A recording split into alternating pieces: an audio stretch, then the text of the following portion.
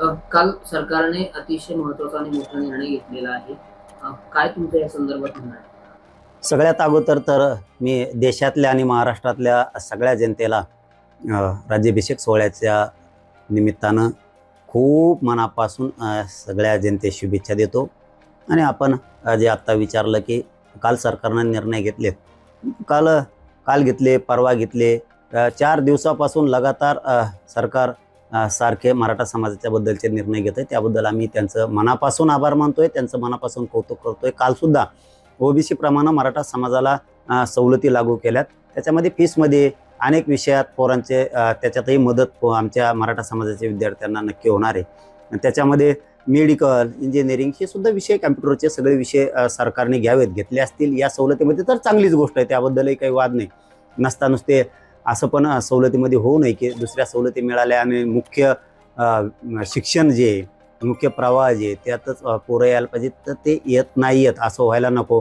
उच्च शिक्षणात, वैद्यकीय शिक्षणात, या सगळ्या शिक्षणात पोरांनाही सवलती मिळाल्या पाहिजेत या भूमिकेत सरकारनं यावं. परंतु काल त्यांनी जो निर्णय 4-5 दिवसात घेतलेत, बलिदान गेलेल्या कुटुंबांच्या नोकऱ्याचा विषय घेतला त्यांनी. त्यातमध्ये सुद्धा GR MIDCच्या माध्यमातून काढण्यात आला. आमचे उदय सामंत साहेब असतील, आपले लाड भाऊ असतील, विखे पाटील साहेब असतील, देवेंद्र फडणवीस साहेब असतील, यांनी तोही GR काढला. देवेंद्र फडणवीस साहेबांनी, विखे पाटील साहेबांनी, लाड भाऊंनी त्यानंतर बलिदान गेलेल्या कुटुंबाच्या निधीचा विषय मार्गी काढला. विखे पाटील साहेबांनी, मुख्यमंत्र्यांनी यांनी हैदराबाद गॅझेटियर प्रमाणे जो अर्ज होता, SOP होती, ती सुद्धा नव्यानं पुन्हा त्याच्याबद्दलही निर्देश काढलेत सरकारच्या वतीनं. म्हणजे हे बार नाव घेण्यापेक्षा एकदाच सांगतो की मुख्यमंत्री साहेब, फडणवीस साहेबांनी, लाडभाऊंनी यांनी केसेसच्या संदर्भातली सगळी माहिती, महाराष्ट्रात मराठा आंदोलकावर ज्या केसेस झाल्यात त्या केसेस सुद्धा मागं घेण्याच्या दृष्टिकोनातून त्यांनी मोठं पाऊल उचललंय. त्यांनी ती सगळे गुन्हे राज्यभरातले मागून घ्यायला सुरुवात केली. त्यांनी 58 लाख नोंदीच्या संदर्भात ते पण निर्देश दिलेत की 58 लाख नोंदीचे कुणबी प्रमाणपत्र वाटप करा, त्याचे व्हॅलिडिटी पण द्या. बरेचसे निर्णय त्यांनी असे घेतलेत.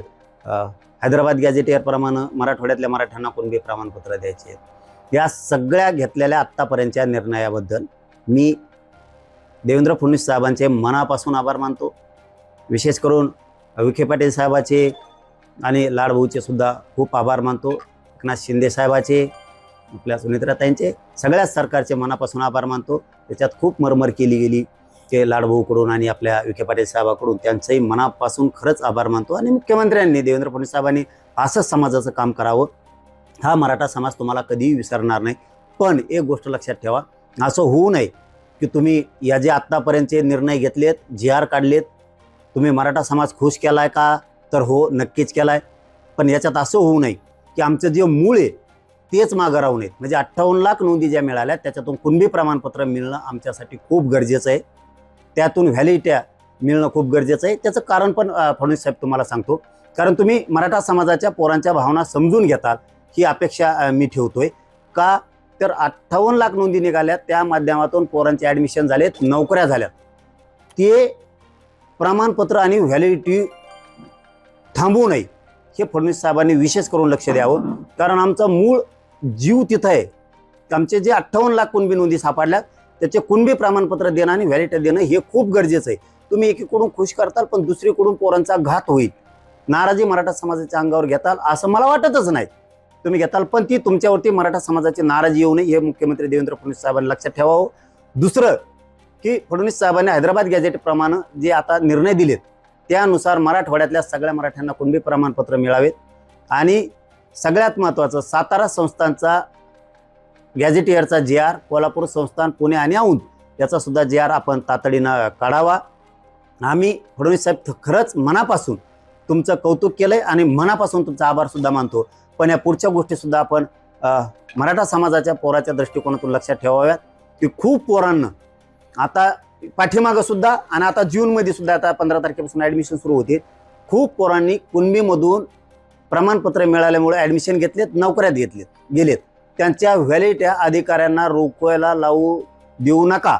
नसता त्यांच्यावर कठोर कारवाई करावी ही माझी तुमच्याकडं मागणी आहे. आणि हैदराबाद गॅझेट प्रमाणे कुणबी प्रमाणपत्र मिळावेत. विशेष करून आणखीन एक की मराठा समाजासाठी स्वतंत्र मंत्रालय स्थापन करण्याची आपण जी मागणी केली होती त्याला मुख्यमंत्री साहेबानं रात्री मान्यता दिली.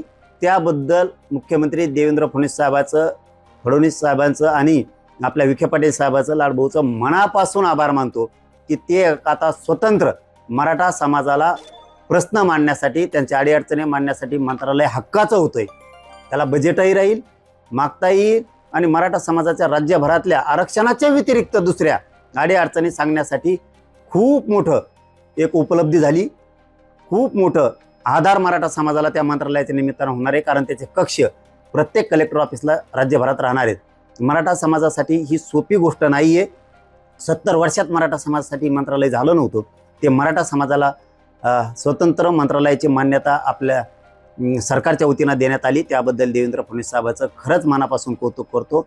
पण हे कौतुक असंच राहावं, असाच मराठा समाज खुश राहावा, असेच आपण सरकारने कामं करावेत एवढीच आमची अपेक्षा आहे. पण अपेक्षेचा भंग होऊ नये हे लक्षात असू द्या, कारण आमची मूळ मागणी 58 लाख कुणबी नोंदी सापडल्या त्याचे कुणबी प्रमाणपत्र देणं आणि त्याचे व्हॅलिटी देणं हे हैदराबाद गॅझेटियरचा GR निघाला. त्या GR प्रमाणे मराठवाड्यातला मराठा समाज कुणबी म्हणून मराठा समाजाला कुणबी प्रमाणपत्र मिळावेत ही आमची मूळ मागणी. त्याचे व्हॅलिटी पण मिळाव्यात तीही आमचे मूळ मागणी. याकडे सरकारनं लक्ष ठेवावं आणि सातारा संस्थांचं, कोल्हापूरचं आणि हैदराबाद पुणे आणि औंध गॅझेटियरचा GR निघावा ही सुद्धा आमची मूळ मागणी.